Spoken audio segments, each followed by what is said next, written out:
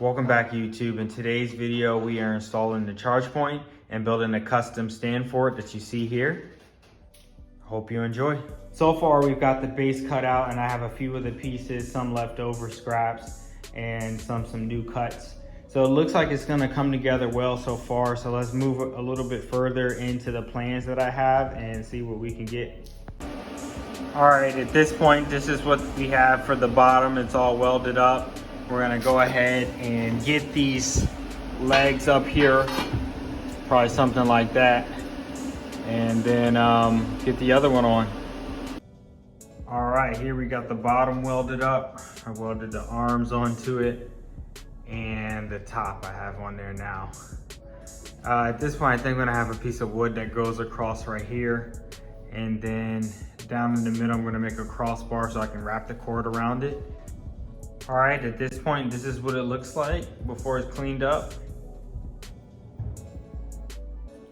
Now that we got the stand painted and everything, it's time to get the new Chargepoint mounted up. So the top screw is a little bit different for mine because I'm mounting it on a pole and I don't have any wood behind it, and the screws are a little bit long for what I needed. So I changed up just that one thing, but it does come with these screws and a driver for the screw. So here's that, and then these.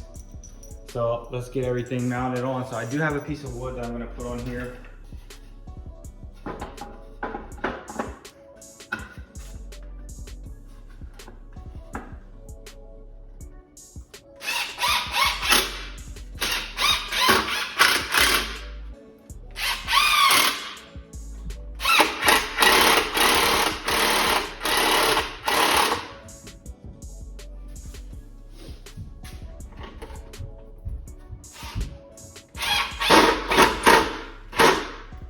The cord comes Velcroed and with this thin plastic bag on the end, so we're just gonna have to take that off.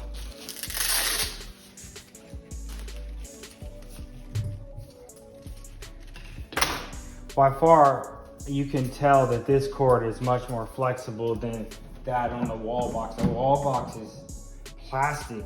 This is really rubbery. You can definitely tell trying to use it. Wrapping that up is not as easy as this is gonna be. You can tell already.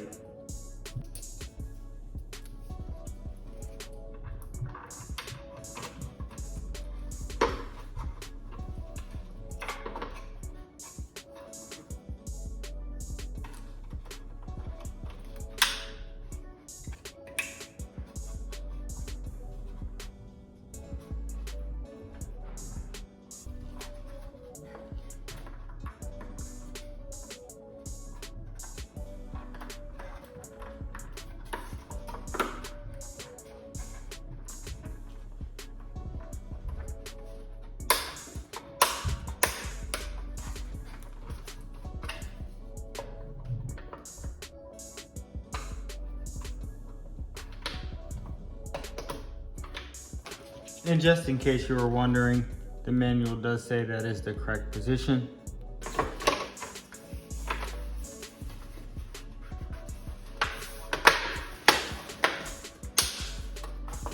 One of the first things I noticed is getting this plugged in and out is as easy as they say online. Like in prior videos, people definitely spoke on that, and I want to echo that sentiment. Getting this in there is far easier than getting this wall box. And you know, maybe my placement isn't the best, but still getting it in with the rounded edges is just far easier. All right, so for one of the reasons why I got the Chargepoint instead of two wall boxes is because the second EV that I have, or hybrid, is going to be plugged in at Chargepoints also. So to keep the stats of that vehicle, I wanted the Chargepoint, whereas the wall box has some of the features that I was looking forward to trying out and being able to compare the two. So it was fine for me to be able to have two different chargers. Another feature is that the wall box had where you can put it on, plug into the same circuit, and from that same circuit, you can share power and it can derate itself. That wasn't a feature that I really needed or even cared to have. So having two different apps and two different charge points worked fine, because when I'm charging, the stats that I'm looking at are not the same as what's on the Chargepoint. So since we already have the Chargepoint app for the EV, all we have to do now is go into the app and add it. So once you're in the app, you come here to set up. I'm gonna allow it. I have it in plug-in on a 50 amp.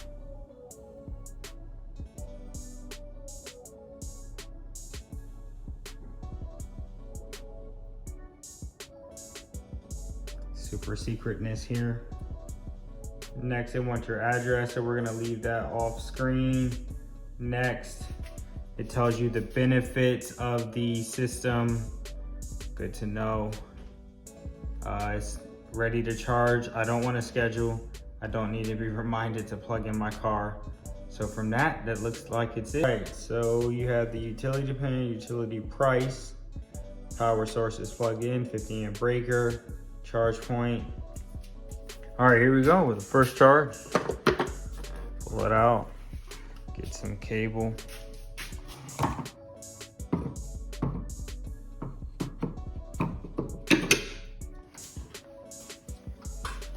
Here we go, hear it click,